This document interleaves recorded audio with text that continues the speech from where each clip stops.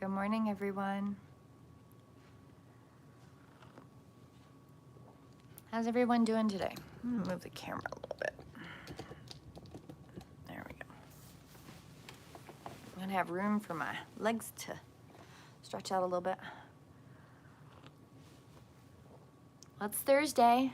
We made it to Thursday every day this week. We're proud of each other. Yay! I'm proud of myself, honestly. Something to celebrate. I might finally be turning a corner here. So, if you've never been here before, my name is Red Moon Eagle, and this is Daily Devotional. I am a psychic catalyst, a teacher, a spiritualist, and I teach. Wow, couldn't get that out. I teach.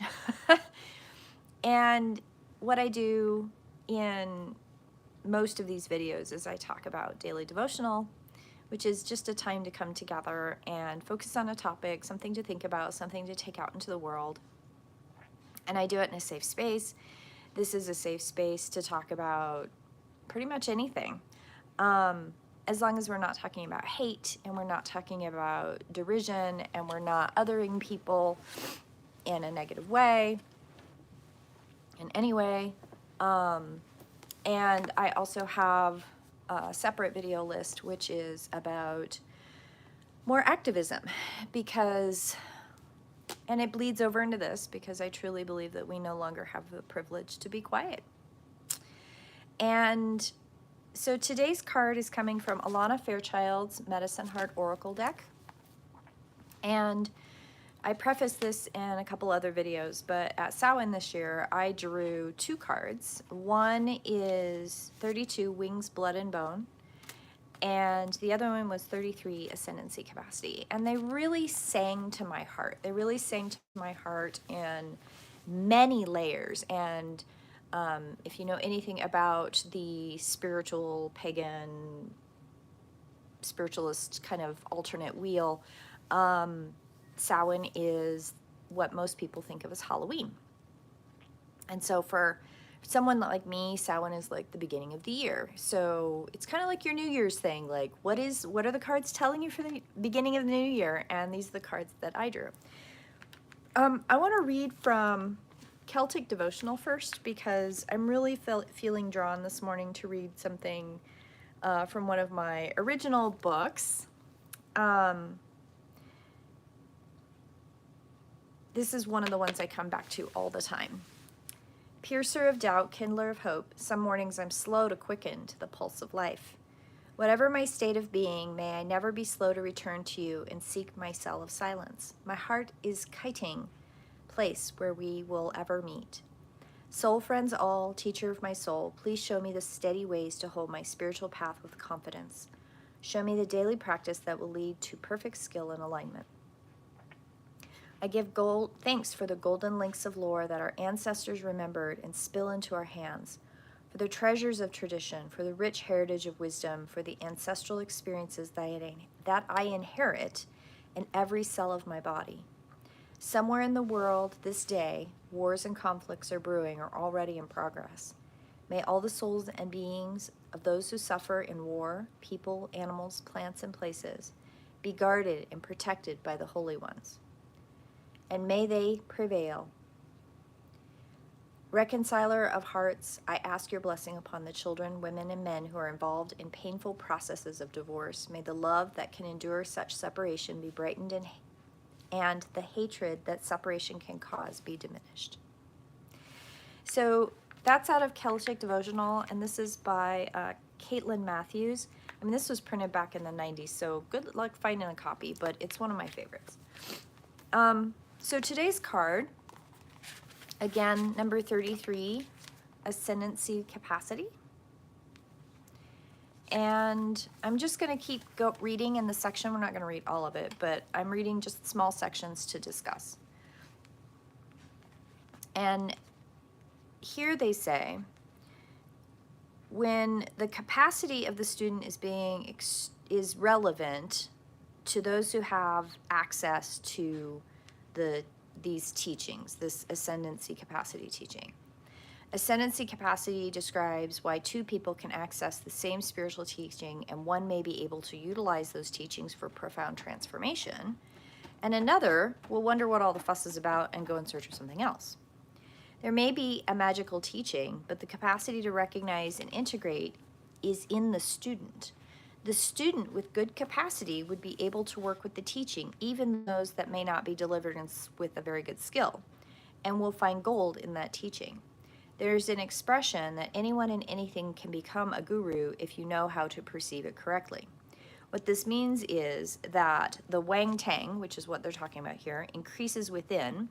We become increasingly able to work with anything and everything to continue to grow on our spiritual path. There is gratitude for the remarkable teachers that we are blessed to behold at certain times in our lives.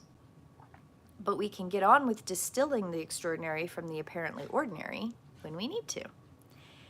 Our ascendancy capacity increases. We become able to transform even the most devastating of experiences into sacred fertilizer for our personal healing and spiritual awakening. We become the shamanistic alchemist of the soul, transforming the lead of suffering into the golden light of spiritual liberation. This oracle brings a message of moderation. This may frustrate the impatient aspect of your soul, but it will bring relief and reassurance to the embodied wisdom that understands that there are many influences, and some personal to you, some relating to external cosmic forces and greater collective shifts within humanity, that must run their due course before certain elements in your personal journey will become timely and appropriate and receive this benefit and is received as beneficial to others. The moderate path is that of energetic expansion rather than energetic pushing or tearing. Moderation influence is balancing tonic that recognizes within the expansive path, and when there are times of contraction, pulling back in. May it be temporarily necessary to heal and repair, to ground and integrate the adventures of the soul, and allow for strength to grow at that time of restoration. I love how they say that in this book. So when we're looking at the capacity, I found it very interesting where they talk about it here that one person can utilize a transformational teaching almost immediately. And another person goes, what's all the fuss about, right? And in this other paragraph, they talk about the message of moderation. And in some teachings, that's called the middle way. So finding the balance within growth. And I talk about it a lot on this channel, that there is nothing stagnant. If you're trying to grow in stagnation, it doesn't work. You cannot grow without movement. I taught a magnificent class yesterday, and I don't remember how I said it, but in the moment I thought, man, I need to say that again that way. And that is, in science, particle theory tells us that everything is in emotion all the time. So when we're looking at our personal experiences in life and who we are in our meat suit, like we're full of electricity, no matter how still you become, everything is always still moving. And in the teachings of being in moderation, of finding a flow and a movement without going too far extreme one way and too far extreme in another way, means finding where the fine balance is to take something in, being able to process it, being able to utilize that, and then also taking time to pause and reflect and separate and maybe shut down a little bit and say, okay, I can't do anymore. I don't know how many of you, somebody posted here, wish me luck, I have a test today. I do wish everyone luck for their tests today, because this is where, when you're prepping for a test, right? Like when you're prepping for something, you're taking in a lot of knowledge. Used to, when I was in school, which is a long time ago, I admit, the modality was study, study, study, study. But nobody ever really taught any of my generation how to study. Not really. They just said, read it, write it, study it. And I went to a lot of tutors for a while in my youth, and I learned a lot of different ways of studying. And one of the things that I think it drove my bio mom absolutely crazy, is that if I tried studying the night before the test, I would fail that test. If I tried cramming again an hour before the test, like some of my classmates did, I would fail that test. What worked for me, which is actually ironically, or not ironically, proven by brain science, is that when you're studying for something, rote memory test basically, like here's your book of information and I'd like you to regurgitate that. That rote memorization study works better if, yes, Astra, I see you, if you're studying a little bit along the way, if you're reading a little bit and then resting your brain and going and doing something else. Sleeping on it, literally, like doing an intense study session and then going to bed and sleeping and letting your brain process that information into your long-term memory banks. Let it work through what it is you're trying to learn. And I found so many times that if it was something really hard, like math and science and different things like that, if I read it and I wasn't trying to memorize it, if I was reading, if I was writing, if I was taking notes, if I was studying my notes, reading my notes, or trying to do flashcard type stuff, I only did 20, 30 minutes most at a time, and then I'd go do something else.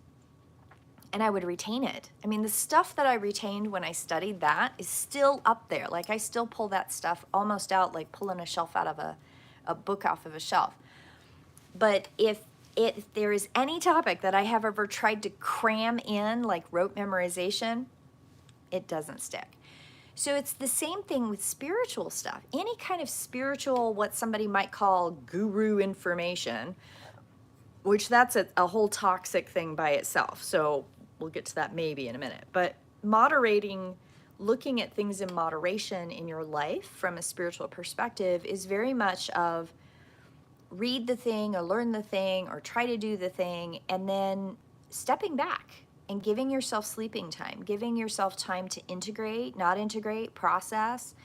I read stuff all the time, and I'm currently working on this book out of curiosity. And as I'm working through this book, I'm like, some of that isn't landing. Why is that not landing? So I just get up and I go eat and I go do something else, and then I'll go back and I'll pick it up and I'll reread a paragraph or two and I'll go, oh, that's where that fits in. And there is a connective web around us in how we are all connected to each other. And one of the most beautiful things that we can do for each other is give each other space to process things, to process information, to process any kind of spiritual knowing, any kind of knowing of ourselves. So, for example, like I drew those cards for Samhain. Great. I knew in the ceremony that I had drawn two cards that were very deep and very meaningful because I read through the sections when I did ceremony. And then I slept on it. After ceremony, I slept on it. And then I came back the next day and I went, I feel like those cards had more meaning. And I read them again. And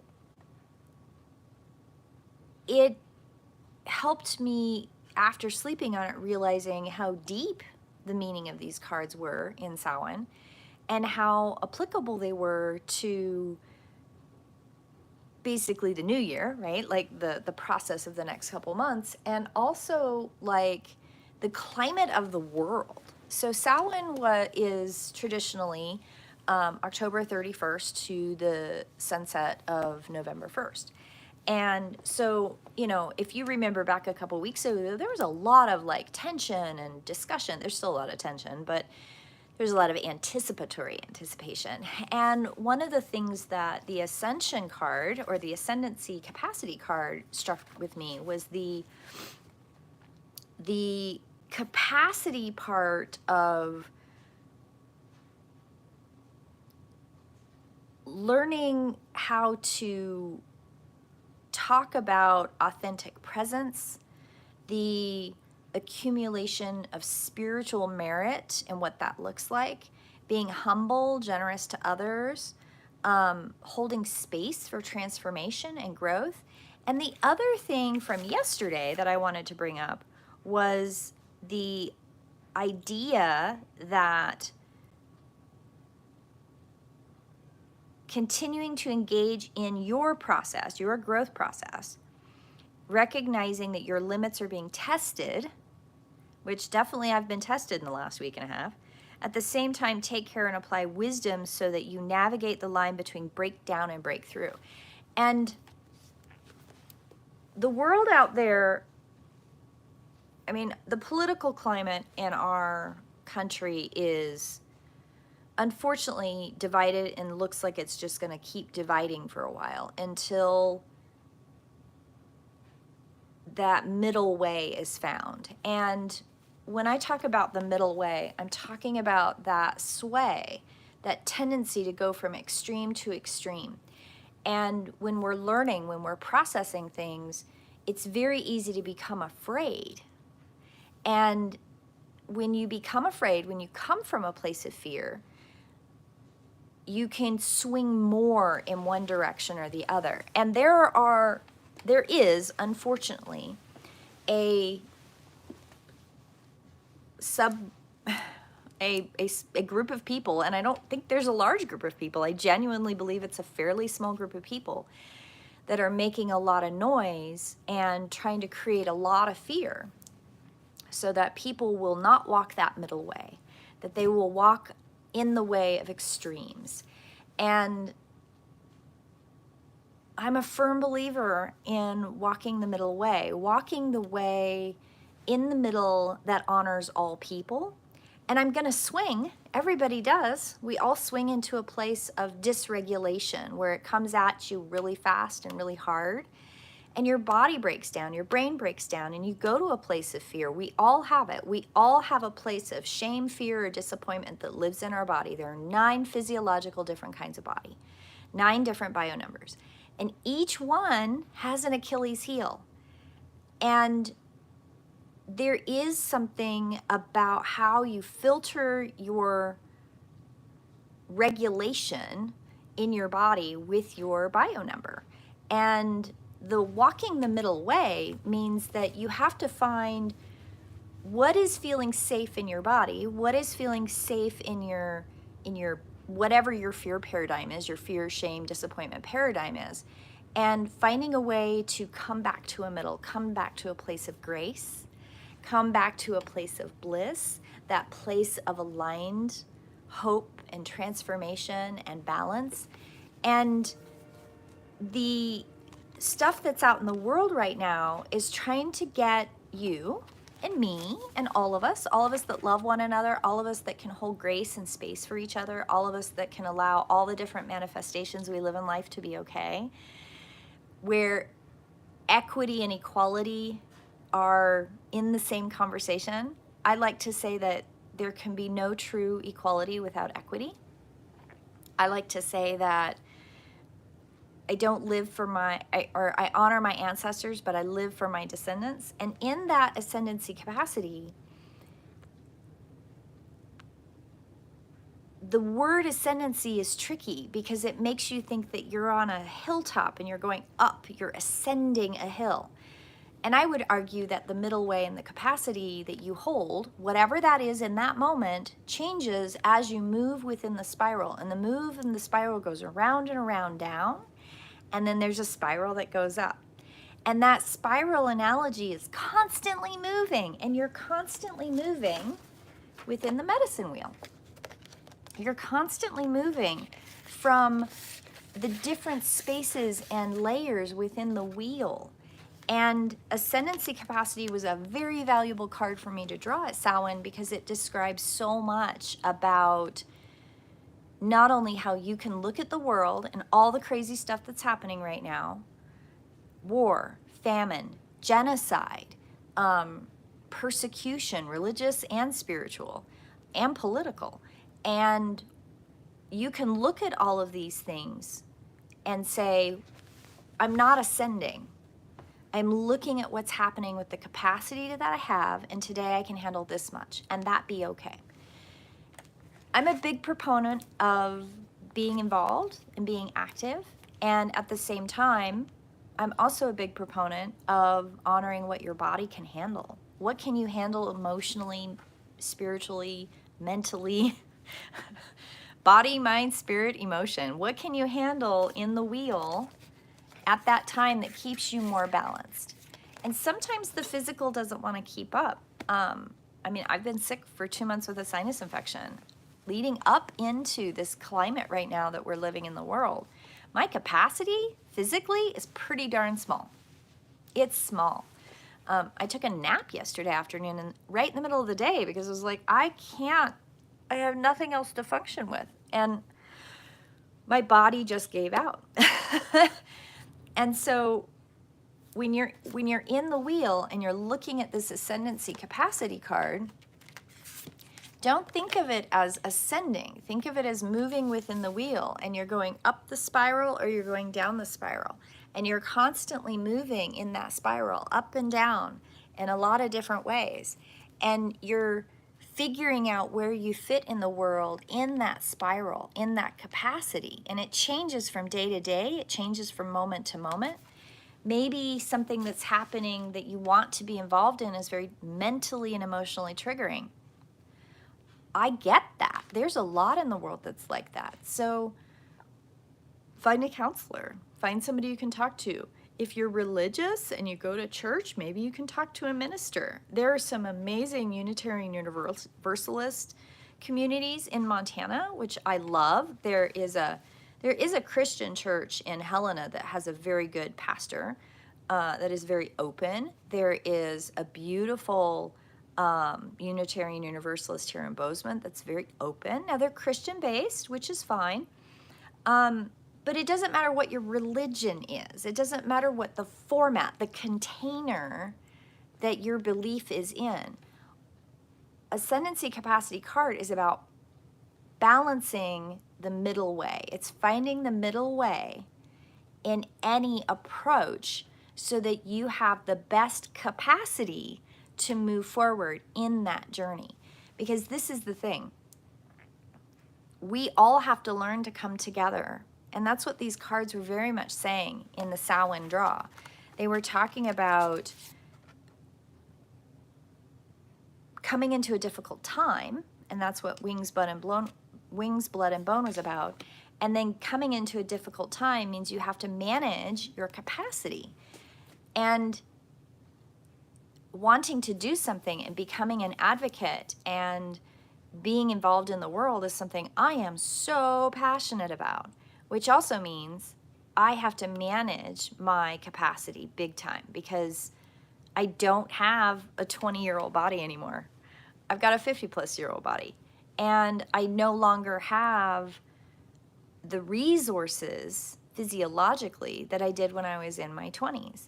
Now, that doesn't mean I'm unhealthy, but I've had to come to a place of realization and acceptance, and I'm not very good at accepting it, and I know this, that my physical body is a hell of a lot more fragile than I want it to be. My heart is big, and my want and drive is very big. My physical body can only handle so much, and I'm still irritated by that. And I'm probably going to be irritated by it and the irritation at the limitations of my physical body my whole life. And yet, I chose this body in this life for a reason. So, I have to go with that. Now, how much of that could be anything from learning how to navigate a world that is full of so many extremes and a world that's so full of this hierarchical structure that is not healthy for anyone? I don't know. I don't know the answers to this question. But the long and short of today, I think, is more about moderation. It's more about, can you balance your capacity? Can you find the middle way in any conversation and anything you do in the world? So I'll use an example. You're with a group of friends and somebody brings up that they maybe voted for the opposite party that you did. How do you have the conversation from a place of peace, from a place of centered bliss, where you ask questions and allow the space to be what it is and give safety for that person who might be in fear, give safety for yourself that you're in fear, and possibly open a doorway to a middle way with somebody that you're with. Challenging question. Because I truly believe this. I truly believe this, and I'm putting this out in the world again. I truly believe that there is no one who's doing evil intentionally to just be evil. I really don't believe that that's a thing. I truly believe that each individual is doing their best from their perspective. And if their perspective is through a lens of trauma, fear, shame, disappointment, isolation, you layer those things together, and I challenge you, I challenge you to recognize that those layers can cause people to come from a place that seems irrational and definitely not a middle way. But to them, it makes sense. And when you have been traumatized or abused or indoctrinated, if you have lived in a world where your silo and your echo chamber is one way and one way only, it's really hard to have that person come to a safe enough place that they can hear an alternate view. I am very privileged, and I'm going to say this with all of the very transparent understanding of how I grew up. I grew up in white privilege, in a colonial perspective environment. I did. I grew up also in a very feminist, at least on the surface, perspective. And I grew up in a world where my papa, bless his soul, spent so much time helping me process with critical thinking skills. To this day, I really don't know what my dad's political views were. I do know what his religious views were, at least until I left home. His spiritualist, his very agnostic views were. But if I had a question, he'd hand me a book. Or when we talked about things, he never really gave me like his opinion. He'd tell me a story, or he would tell me about a book I could read, or he would throw out circumstances. Okay, how would you deal with this? And why would you think that? And have you thought about the other person's perspective? Have you thought about psychology? Have you thought about politics? Have you thought about history? History teaches us so much about how humans behave. I love history. I love history because it teaches me about how humans behave in certain circumstances. And I know now, I did not know at the time, but I know now, 50 plus years down the road, that not everybody has the privilege to have someone in their youth teach them critical thinking skills. So I encourage you, if you read a thing, so I'm reading this book right here, Sacred Andean Codes. Do you know what I'm going to do right after I read this? I have on order another book about the history of the Andean people. It's written by an archaeologist, recent archaeologist, not one that's 50 years old, not a book that's outdated and has, well, I don't know that this one doesn't have a lot of outdated colonial perspectives of things, but I'm trying really hard to look at anything that I'm learning from multiple perspectives. And in the last week, I've done a lot of research on some of the radical perspectives and where they're coming from. And it has not changed my perspective in how afraid and how isolating it can be when you never see another perspective, when you never get another perspective in a way that's delivered in a compassionate, non-threatening way. And when you're in a silo and an echo chamber of one perspective, and you're told never to look at something outside of that out of fear, shame, or disappointment. Or community isolation. Because the other thing about the wheel, the thing that has been left out of the modern spiritual movement forever, is that community is part of this wheel. Body, mind, spirit, emotion, and community. And we all have to have community. If you don't have community, you are in isolation. You are working out of moderation, and you're working in a place of fear. And unfortunately, when communities are surrounded by these isolating silo effects, we have to give the people that belong to them a little bit more grace by giving and delivering alternative perspectives from a place of grace. If it comes from a place of hate, fear, disappointment, shame, we trigger the gates of the community to be closed, and no one will hear you. So that doesn't mean you let somebody hurt you. That never means it's okay to be hateful, mean, persecutory in any way. And it definitely means we have to all collectively work on decolonializing, anti-racist conversations, people-centric perspectives and individual perspectives, and allow the person who has all that trauma to be safe with you. So walking the middle way means finding where your capacity is. And sometimes you don't have the capacity to do that. And you want to close yourself off in your doors and watch YouTube videos. Yay. And sometimes you have more space. So I wish you all a beautiful day. Today's daily devotion is about finding your middle way. What's your middle way? What's your capacity? And how do you take that out into the world? How do you give the grace to yourself? And how do you walk in the world with that awareness? Astra, she's like looking at the TV there. She's like, what's going on, Mom?